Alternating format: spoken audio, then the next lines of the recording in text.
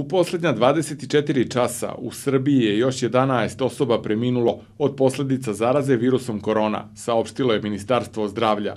Zvaničan broj preminulih je 298, navodi se na sajtu covid19.rs. Od poslednjeg preseka stanja u Srbiji na koronavirusu testirane 8102 osobe, a registrovano je 309 novo obolelih osoba. Na respiratoru je 85 osoba sa težom kliničkom slikom. U Srbiji su od početka epidemije potvrđena 15.504 slučaja infekcije, a broj aktivnih slučajeva je 2142. Procenat smrtnosti je 1,92%.